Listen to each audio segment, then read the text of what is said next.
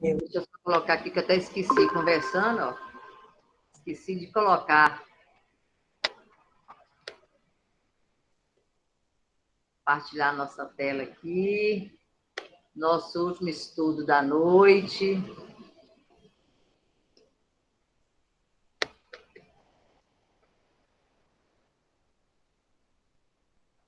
Bom, hoje, com certeza, a gente vai findar, né, essa parte desses estudos. Falamos muito do pensamento, e sempre a gente vai estar falando da mente, do pensamento, porque nós estamos estudando sobre as enfermidades. Então, o vídeo que eu parei foi esse aqui, que eu vou reler para dar continuidade, né? A nossa posição... Coloca para apresentar a Fatinha para ficar maior. Verdade. Isso, ótimo. Obrigada. Aí, foi. Certinho. Só um pouquinho para cá.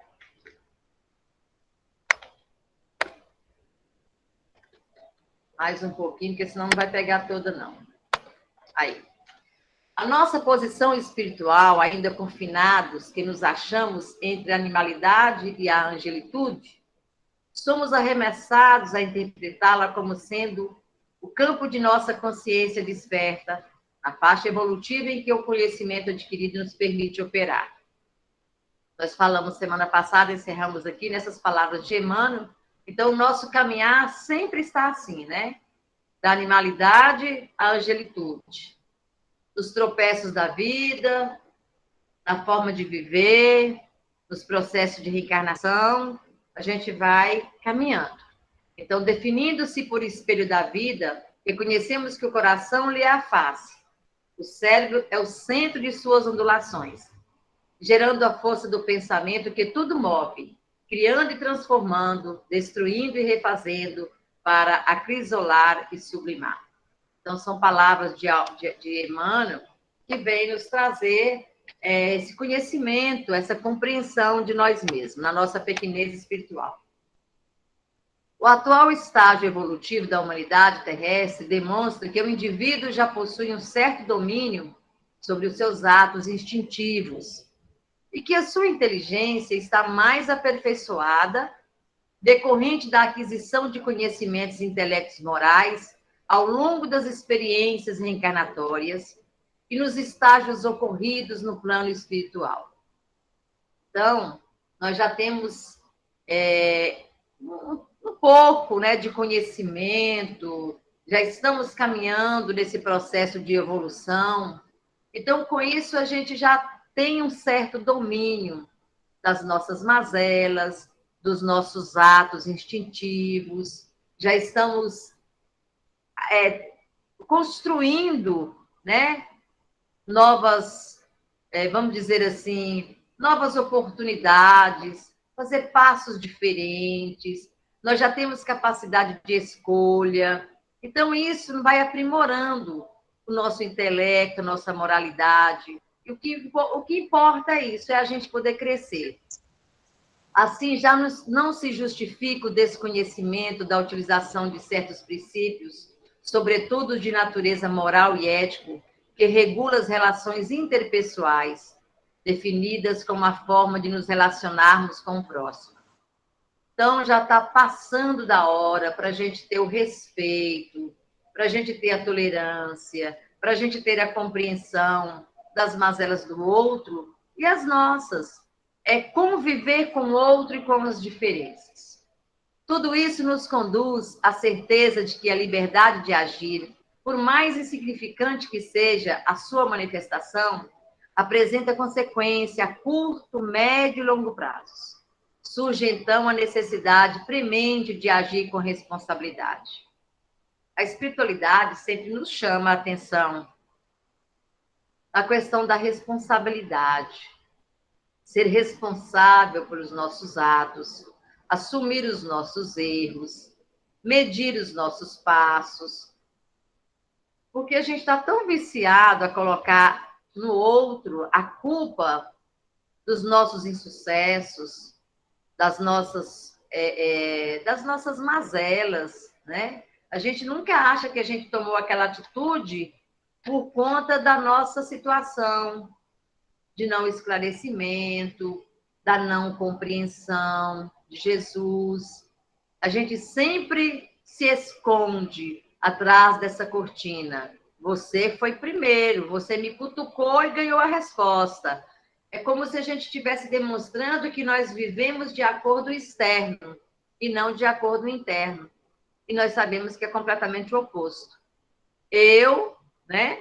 Eu tenho condições de ter responsabilidade, de ter os meus atos de acordo com a construção dos meus pensamentos, sem permitir que a vida externa, os fatos externos, interfiram no meu posicionamento.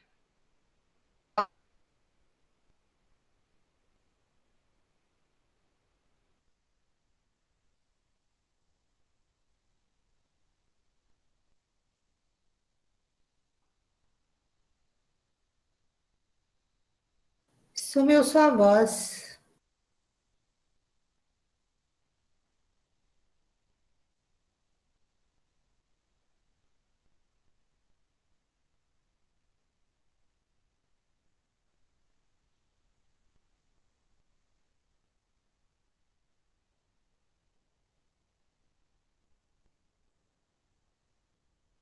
Sumiu, foi só aqui ou com vocês também?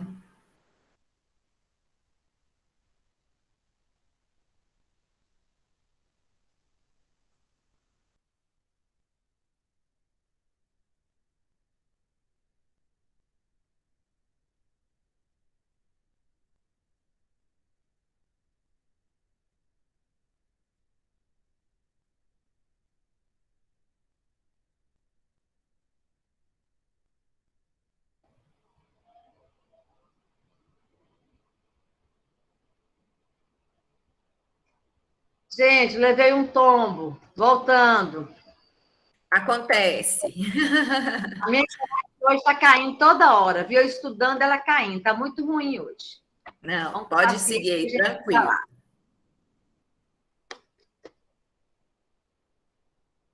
Ok? Certinho, pode seguir. Então, o Evangelho de Jesus, em suas lições, das quais extraímos apenas 2 ensinamentos, e que, inclusive, para nós, na nossa compreensão, são os 2 maiores ensinamentos. Primeiro, amarás o Senhor teu Deus de todo o teu coração, de toda a tua alma, de todo o teu entendimento e com toda a tua força. Amar a Deus sobre todas as coisas. Segundo, amarás o teu próximo como a ti mesmo. Não existe outro mandamento maior que esse. Está lá em Marcos, capítulo 12, versículo 29, 3. Tudo aquilo, portanto, que quereis que os homens vos façam, fazei-o vós a eles, pois esta é a lei e os profetas. Então, quando nós compreendermos esses 2 princípios básicos da vida, das leis da natureza, que precisamos ter esse amor incondicional ao Senhor da vida e que precisamos amar o nosso próximo como a nós mesmos, nós estamos no caminho mais amplo, o caminho do conhecimento. Então, gente, quando a gente fala amar o teu próximo, a gente acha que é amar o outro, mas o próximo, mais próximo, sou eu. Amar o próximo é amar a mim mesmo. Amar o próximo é reconhecer ainda as minhas mazelas, as minhas dificuldades, é ser doce, ser amável, ser compreensivo, primeiramente comigo. Porque eu só posso fazer pelo outro aquilo que eu conheço, aquilo que eu entendo e aquilo que eu sei. Eu não consigo amar o outro se eu não me amo. Então, quando Jesus fala que esse mandamento, amarás o teu próximo como a ti mesmo, ele é o segundo e o mais importante, é porque se a gente conseguir, no exercício diário e na nossa caminhada, executar esses 2 mandamentos, todos os outros a gente tira de letra. Por isso que esses 2 são os mais importantes. E a expansão da consciência, ela é a chave do despertamento do médico interno que todos nós trazemos no íntimo da nossa alma, que só por ser chamado consciência atual já sai curando, refazendo caminhos e modificando as atitudes, gerando equilíbrio. Nós já temos o caminho, nós já temos a solução para muito das nossas dificuldades da alma. Nós já sabemos, inclusive, qual o remédio para curar as nossas mazelas, as nossas dificuldades. As nossas dores da alma, elas vêm, elas afloram mediante as nossas atitudes que ainda estão baseadas no nosso instinto, no nosso ciclo vicioso de pensamentos maldosos, ainda da falta de tolerância, falta do perdão. Então, a doutrina tem nos ensinado que a vida, ela tem que ser vivida na sua simplicidade, na sua beleza, no exemplo da Mãe Natureza que nos ensina. Então, estamos sempre refazendo os nossos caminhos, estamos sempre modificando a nós mesmos. Então, essa expansão de consciência é a compreensão do mundo, né, como macrocosmo, e também o despertamento de nós como microcosmo, mas como criatura divina, centelha do Pai, e que estamos em um caminhar, em uma escola, no aprendizado da vida. Os estudos, o aprendizado, a mudança de postura, ela nunca terá fim, ela é eterna. Então, sempre estaremos dando um passo em busca de melhorar como seres humanos. A doutrina espírita, desde a sua codificação, sempre destacou a importância do bem pensar, do reflexionar, do conhecimento interno para o nosso crescimento, do desenvolvimento pessoal, mostrando que a importância do nosso pensamento, porque sabemos que o pensamento ela é força e ela atrai, tudo que pensamos atrai, então é força de atração criadora, realização de sonhos, na construção de perspectivas salutares para a vida e o futuro imediato. Tudo que nós pensamos, tudo que nós queremos, tudo que nós almejamos, tudo que nós sonhamos, muitas vezes a gente alcança. Mas é preciso saber pedir, assim como também é preciso saber pensar. O que é esse saber pensar? É dominar o nosso lado das mazelas, de deixar fluir todos os tipos de pensamento, e a gente vai tomando banho dessas energias, muitas vezes muito mais negativa do que positiva. Então, é necessário, a partir desse momento que nós, da Casa Mensageiros da Luz, estamos tendo uma oportunidade ímpar dos estudos, do esclarecimento, dos temas que vêm da espiritualidade. É um estudo dirigido, que nos permite sempre estar buscando coisas novas, buscando coisas construtivas, que auxilia nós mesmos. Então, eu falo que esse estudo, ele é a lei moral, ele é o livro maior, porque é o ensinamento do Cristo, ele não só toca o lado da religião, ele toca no lado moral, ele atinge a nossa alma, o nosso espírito, de uma forma grandiosa. É por isso que a gente tem sempre escutado, abram as mentes, busque abrir os níveis de consciência, saia para o despertamento, chega de ficar dormindo, né? De ficar ali sempre naquele, ai, tá tudo muito bom, eu nasci assim, eu vou morrer assim. Acabou, não tem mais tempo para isso. É hora de nova perspectiva, é hora de novas caminhadas, é momento de abrir os nossos olhos, de ter novas visões. Então, esse caminho, ele é modificado a todo instante, ele gera a todo momento novos conhecimentos, novas estradas, novas visões e novos entendimentos. A beleza da vida é isso. A gente vai destrinchando, né? Quem eu sou de verdade? Quem era eu ontem? Quem sou eu hoje? O que eu mudei? Será que eu consegui, pelo menos, tentar segurar um pouquinho esse meu lado instintivo de ter sempre uma reação mediante uma ação, então a gente vai começando a fazer essas perguntas, essas indagações, e a gente vai alcançando as nossas respostas íntimas. Revela um certo grau de maturidade espiritual o indivíduo que estabelece como norma comportamental associar a liberdade com a responsabilidade, antes de tomar qualquer decisão. Nos chama atenção aí, Joana de Ângelo, para silenciar a nossa alma. Quando a gente tiver que tomar alguma decisão, não tomar no quente, no momento de raiva, naquele momento assim de no afã da coisa, assim, vou fazer isso. Não. Quando a gente estiver nesse impasse que tem que tomar uma decisão, tem que ter uma atitude, é o momento de resguardar, silenciar e fazer um balanço. Se eu tomar essa atitude, eu vou ofender alguém? Vou beneficiar quem? Essa atitude vai trazer algum malefício para mim? Para o outro? Como que vai ser? Então, essa avaliação vai abrindo o nosso lado moral, nosso lado de entendimento, de compreensão, que o Cristo sempre exemplificou para nós.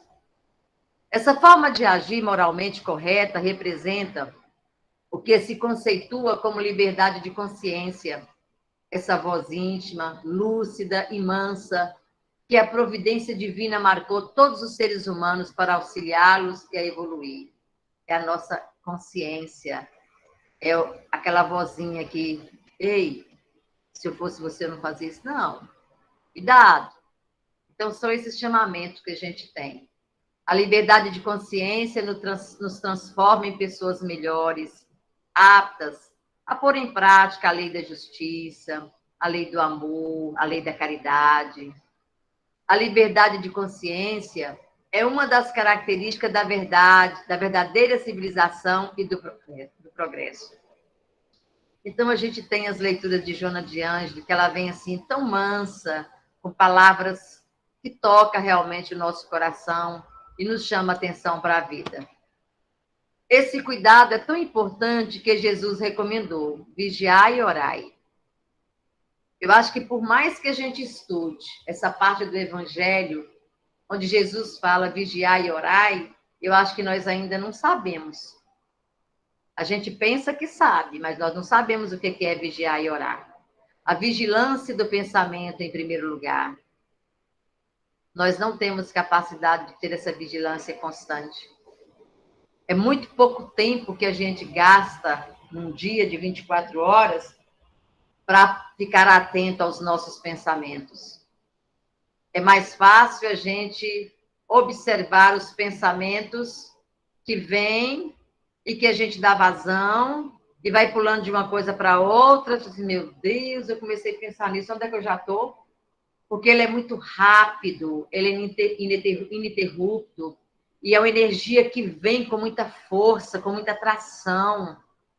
Então, é uma matéria densa. Então, a gente, às vezes, não tem essa capacidade. Mas Jesus nos chama, vigiai e orai. Vamos olhar o que nós estamos pensando. Vamos vigiar. Qual é o teor dos nossos pensamentos? A vigilância do pensamento, em primeiro lugar, isso porque, sabedor da realidade imortal da vida, antecipava a grave questão da ideoplastia. Tudo que eu penso, toda ideia que eu tenho, todo pensamento que eu tenho, ele toma forma, ele plasma, né? Então, eu crio aquela psicosfera. Então, aquilo ali começa a agregar as minhas próprias energias, faz parte do meu pensar, a minha psicosfera mental é formada pelas qualidades do meu pensamento. E o Espiritismo estuda, ou seja, um pensamento fixo em determinada coisa gera automaticamente uma forma pensamento, atraindo para nós as companhias espirituais correspondentes. Olha aí o grande exemplo do orar e vigiar.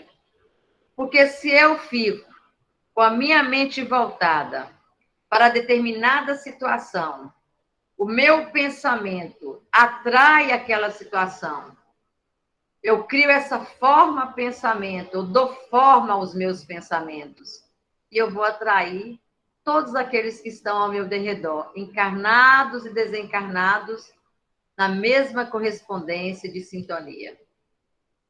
É assim que começam as obsessões. E é assim que começa também as nossas curas, porque também não falar pelo bem. Quando a gente começa a observar e ver que estamos cheios de pensamentos negativos, e a gente começa a fazer essa limpeza, um outro banho, tirando essa lama e colocando luz, perdão, a gente vai modificando também e a gente vai curando. Aqui alguns pensamentos, algumas frases, só para a gente alertar, né? Momento de reflexão, final de ano, um estudo maravilhoso desse que a gente vem realizando. Então, bons pensamentos atraem acontecimentos magníficos. Cuide de seus pensamentos quando estiver sozinho e das suas palavras quando estiver com pessoas. Pessoas pessimistas criam novos problemas. Pessoas positivas inventam as soluções. Olha que lindo.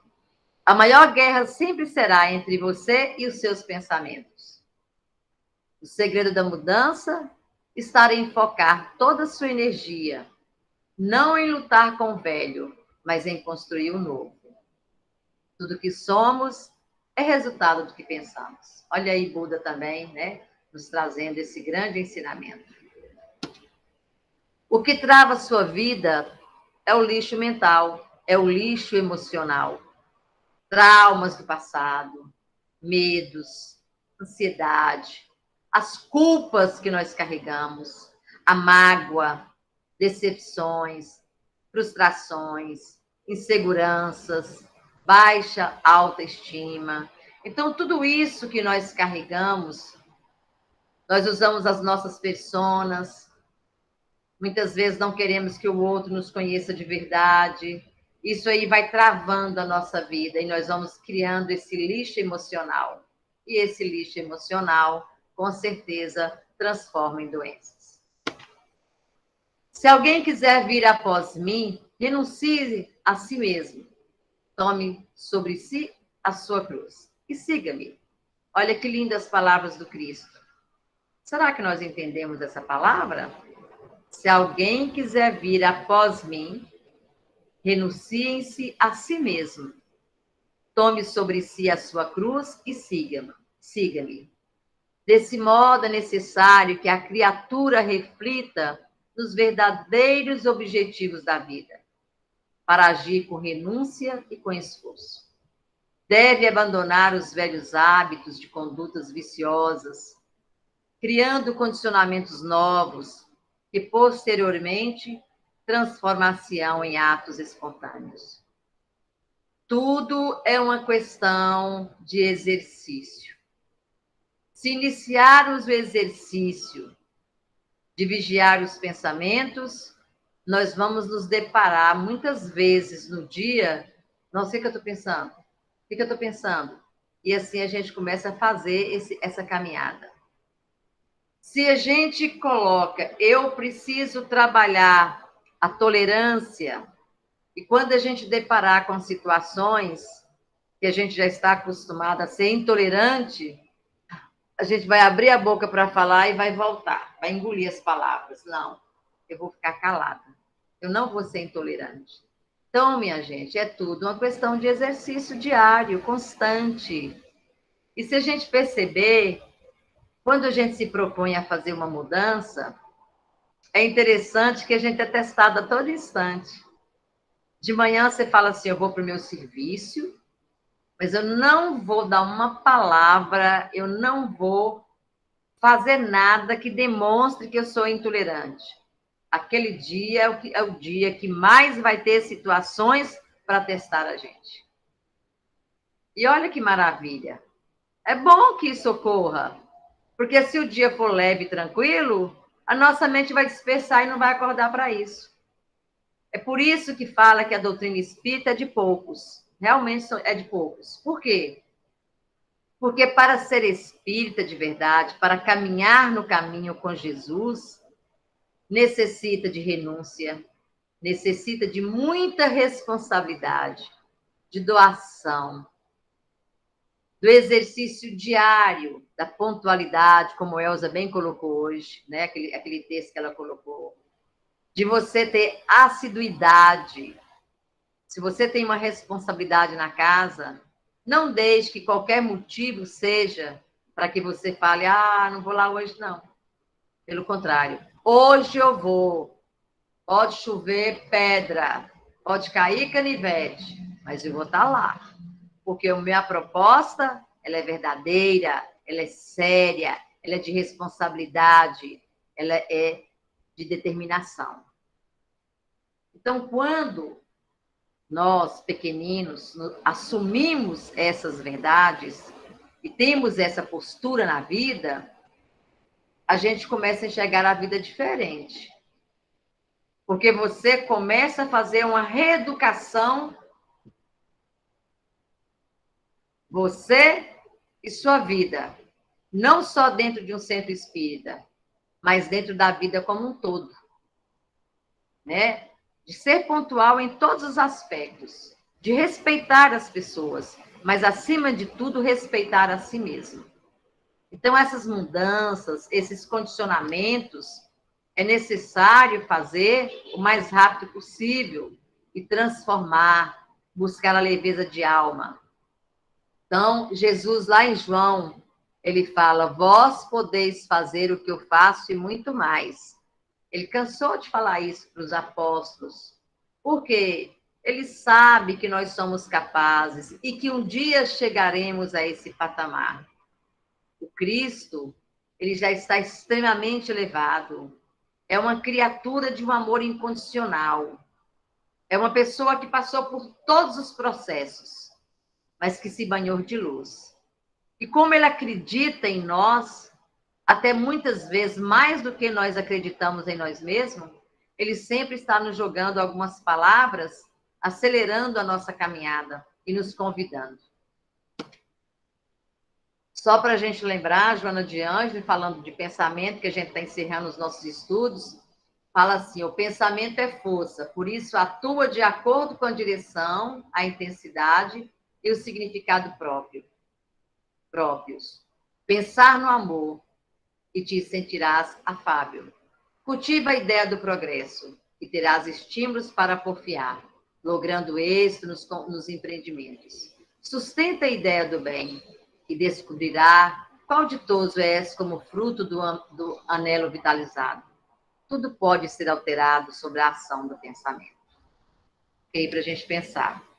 Em busca da saúde emocional, a vontade é a grande disciplinadora dos pensamentos e sentimentos, cujo objetivo é gerar saúde emocional. Olha aí, a busca da saúde emocional é a vontade, é o querer fazer, é sair de nós mesmos em busca dessa força maior, que nos impulsiona a transformação. E aí vai gerar o quê? Saúde emocional. Busca da saúde é a vontade para subir. Eu quero, eu preciso, eu tenho força, eu tenho condição. E quando a gente se coloca, né, nessa linha de pensamento, colocando a vontade como aliadora de força, a gente faz todo esse combate e a gente alcança o objetivo. A doença é o ato de ficar deitado no sopé da montanha. Aí você olha e fala assim, eu queria subir, mas eu não tenho força. Não fica nem em pé. Está ali sentado, agasalhado, você olha e fala assim, não dou conta de fazer isso ainda não. Fica na beira da estrada, pensando e não faz. E por que nós adoecemos? São muitos efeitos perniciosos no corpo causados pelos pensamentos em desalinho, pelas emoções desgovernadas, pela mente pessimista e inquieta na aparelhagem celular da criatura. Está explicado. De onde que vêm as doenças? De nós mesmos. As doenças não vêm de Deus. Deus não nos pune. Nós que punimos a nós mesmos. A ação do pensamento sobre o corpo, ela é poderosa, essa ação do pensamento.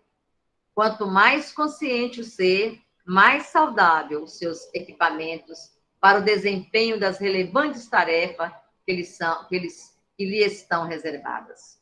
Somos capazes de tudo, meu irmão. Somos capazes de fazer muito, até coisa que não imaginamos, porque não conhecemos. Mas o pouco que já temos de conhecimento das verdades do Cristo, nós já somos capazes de modificar a nossa vida. Doenças, curas e autocura e os transtornos mentais, né? Que a gente já está falando de doenças. Então, só para a gente estar finalizando o nosso trabalho, a origem da doença é a má atuação do espírito sobre o seu instrumento físico, sobre o corpo. É a causa de todo mal que a ciência médica desconhece. Quando a gente adoece, a gente vai no médico, ele tenta passar um remédio para amenizar a consequência. Ele não vai na fonte do problema, tenta curar a consequência. E a gente não consegue curar, porque é necessário curar a fonte do problema. De onde que veio a minha doença? Eu tenho que consertar lá atrás. O que eu estou vivendo no físico já é consequência dos meus pensamentos equivocados. A raiva, os vícios, as mágoas e a violência são doenças do espírito que, quando não tratadas, drenam para o corpo em forma de doenças físicas e mentais. A preguiça, a mentira, a violência, a irresponsabilidade, o sentimento de culpa, a autoestima baixa, o desamor e a falta de religião são exteriorizações de perturbações. O espírito se encontra doente. Olha aí, coisa que nós sabemos, temos conhecimento. Então, a gente está sempre violando as leis da natureza. O psiquismo abalado por erros de seu dirigente, que é o próprio espírito, tem o poder de alterar a vida normal e ocasionar as mais sérias enfermidades. As terapias alternativas de cura do corpo nada podem fazer quando a raiz do mal está no espírito.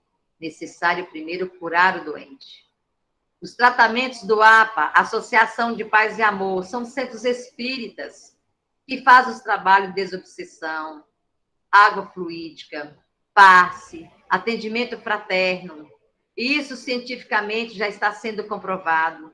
Criaturas que rezam, criatura que tem Deus no coração, criaturas que têm vontade, elas curam com mais facilidades do que aquelas que se dizem ateu ou que não têm força de vontade nenhuma para melhorar. Os tratamentos do APA são exclusivamente para as curas das doenças espirituais. Cabe à medicina o louvável trabalho de curar o corpo físico. Então, essa associação Paz e Amor, né, que eles falam, não vou falar só da doutrina espírita, porque ela não é única, mas nós temos as outras terapias, né, da medicina que já está preocupada com o espírito. Eles estão preocupados o que ocasionou aquela doença. Então, já estão olhando para a causa do problema, para a fonte do problema, e não mais para a consequência. Os transtornos mentais podem ser de duas origens: influência negativas, de vidas passadas, ou indisciplina mediúnica. Né? Isso dá até uma palestra. Quem sabe um dia a gente faz uma palestra sobre isso aí. Os transtornos mentais podem ser de duas origens: influência negativa de vidas passadas ou indisciplina mediúnica. Isso dá aí para você falar umas 3 ou 4 horas esse assunto. Do tanto que ele é rico para a nossa compreensão de seres humanos, seres de energia, energético, e como nos conduzimos perante a vida. O tratamento espiritual do APA tem como proposta a cura da criatura humana pelo esclarecimento das verdades espirituais, pela evangelização e apoio fluido terapêutico. Todavia, é pela prática do amor a Deus, a si mesmo e ao próximo, que o espírito se fortalece, vence a si mesmo e a autocura. A mediunidade não disciplinada é porta aberta para as perturbações espirituais, que são confundidas pela medicina como doenças mentais. Nós temos vários hospitais pelo mundo inteiro que têm criaturas que nada mais são do que médios ostensivos, que têm uma capacidade imensa de estar em contato com o mundo espiritual, mas a não compreensão e os problemas mentais que isso traz faz com que as pessoas ou os médios doentes se isolem dentro de uma casa e são tidos como loucos. Isso é muito doído ainda, né? Que pena que nós estamos no século XXI e ainda temos hospitais tentando curar pessoas pelo lado da medicina tradicional, dando choque elétrico, colocando remédios pesadíssimos para que possa sossegar, tranquilizar criaturas que nada mais são do que pessoas com as portas abertas para o mundo espiritual. É uma grande pena isso. E as casas espíritas estão sempre preparadas para esses trabalhos e o chamamento daqueles que ali adentram doentes da alma. Por que adoecemos? Será a doença um castigo divino? Será que Deus nos criaria para sofrermos com câncer, AIDS, doenças mentais? Porque Jesus deixou claro que a doença é herança do passado, é uma herança do pecado. Imbuiu dentro de nós, né? Pecado. Por que é o pecado? É porque é um passado, é um caminho errado. E esse caminho errado eu fiz um plantio, e agora eu tenho que colher. O esclarecimento evangélico de Jesus, o esclarecimento espiritual, ele nos possibilita compreender isso e refazer as nossas caminhadas. Criar em nós possibilidades de buscar novos caminhos, de refazer, de reconstruir os nossos passos através das reencarnações. Então, as nossas doenças, criações de nós mesmos, e que essas mazelas, infelizmente, pelo filtro dos corpos sutis, eles se derramam no corpo mais pesado, onde as dores são atrozes, que é o corpo físico. Somos espíritos aprendizes estagiando num corpo de carne, espírito, corpo, e doentes e doenças. Então, é para a gente pensar sobre isso. Quando alguém sorri, todo o organismo sorri também. E aí a gente pensa, quando alguém chora, todo o organismo também chora. E já terminando, eu encontrei esse aqui que eu achei muito interessante na física quântica. Está aí nesse link embaixo, Físio Quântico, e fala o seguinte: por que continuamos recriando a mesma realidade? Por que continuamos tendo os mesmos relacionamentos? Por que continuamos tendo os mesmos empregos repetidamente? Por que continuamos recriando os mesmos sofrimentos e dificuldades em nosso dia a dia? Nesse mar infinito de possibilidades que existe à nossa volta, dentre elas a felicidade, amor, saúde, sucesso, prosperidades e infinitas outras, por que continuamos recriando as mesmas realidades? Não é incrível existir opções e potenciais que desconhecemos? É possível estarmos tão condicionados à nossa rotina, tão condicionados à forma como criamos nossas vidas, que compramos a ideia de que não temos controle algum? É fácil falar isso, né, meus irmãos? Não temos controle de nada. Fomos condicionados a crer que o mundo externo é mais real do que o mundo interno. Esse novo modelo de ciência é justamente o contrário. Ela diz que o que acontece dentro de nós é o que vai criar o que acontece lá fora. Experimentos científicos nos mostram que se conectarmos a cérebros de uma pessoa, a computadores e scanner, e pedirmos para olharem para determinados objetos, podemos ver que certas partes do cérebro são ativadas. E pedirmos para fecharem os olhos e imaginarem o mesmo objeto, as mesmas áreas do cérebro se ativarão, como se estivesse vendo os objetos. Então, o cientista se pergunta: quem vê os objetos? O cérebro ou os olhos? O que é a realidade? É o que vemos com o nosso cérebro ou é o que vemos com nossos olhos? Olha aí, vai ficar para a gente poder analisar. Perante tudo que já foi estudado, e são reflexões para finalizar.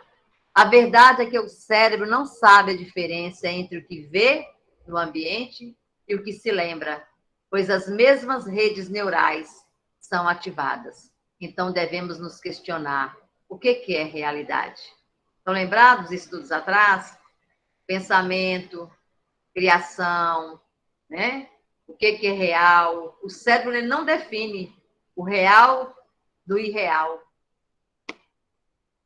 Aí, André Luiz, lá na doutrina de aplicação de Chico Xavier, vem. Cada consciência é um centro gerador de forças no movimento universal, cuja direção depende de si mesma. Pensar é criar. O destino recebe a forma que lhe impusermos, a maneira do vaso que exprima a imaginação do oleiro. A palavra vem depois da ideia. A ação é o cimento invisível. A obra é o pensamento coagulado. Renovar a mente no trabalho incessante do bem, cunhando valores positivos ao redor de nós mesmos. É estabelecer roteiros sempre novos para a vanguarda evolutiva. O Espírito, herdeiro divino do Supremo Senhor, traz consigo todas as sementes do céu para engrandecer a terra. Unidade atuante irradia-se através de 1000 modos, gozando ou sofrendo em seu cosmo orgânico a bênção ou a reação das energias que projeta o que o elevam ou convulsionam, de acordo com a intensidade dinâmica que lhes é característica. Cultive a tua mente, iluminando-a e enobrecendo-a, ainda que por agora não percebas, a tua alma se expande em milhões de partículas, que são os agentes de libertação ou de cativeiro elaborados por teu próprio plano mental. Avança, escolhendo a melhor parte. Diante do sofrimento e da morte, afirmou o mestre certa vez, não temas, crê somente. Segundo pensarmos, assim será. Olha que coisa interessante essas palavras de André Luiz. Faz uma síntese de tudo que já estudamos. Fala aí da vontade, da responsabilidade, do pensamento, das obras, da nossa criação. Fala da nossa consciência, do nosso grande gerador, que é o pensamento. Nos proporciona entender nós dentro de um macrocosmo, onde o Supremo Deus nos oportuniza caminhar, mesmo que em passos mais leves, mas tendo sempre na nossa bagagem a vontade de crescer, a vontade de elevar, a vontade de buscar a luz. É hora de sair da nossa zona de conforto. É hora de levantar e sacudir a poeira. É hora de libertar do nosso cativeiro. É hora de modificar. E encerrando, a gente vai falando, tudo na vida gira em torno dos pensamentos que emitimos. Se temos bons pensamentos, a nossa vida será boa. Caso contrário, ela não será. Então, nossa saúde física, espiritual e emocional depende das energias que direcionamos. Assim como o bom humor ou o mau humor é contagiante. Eu acho essa figura tão interessante, porque é como se a gente estivesse remodelando os nossos pensamentos, modificando. Eu chamo essa figura de reforma íntima. E todas as criaturas humanas adoecem, raras são aquelas que trabalham para a cura real. E aí fica a pergunta: qual saúde é a mais importante? Qual saúde é a mais importante? Então fica aí, é a nossa saúde física? É a nossa saúde psíquica, emocional, mental? Qual a saúde que nós preferimos? Qual delas nós tratamos primeiro? Vemos o que sentimos ou sentimos o que vemos? Deixo uma pergunta para vocês. Somos o que pensamos. É muito fácil, né, gente, receber as respostas. Mas essas respostas aí estão dentro de cada um de nós. Obrigada pela oportunidade. Feliz Natal a todos e boas festas. Então, gente,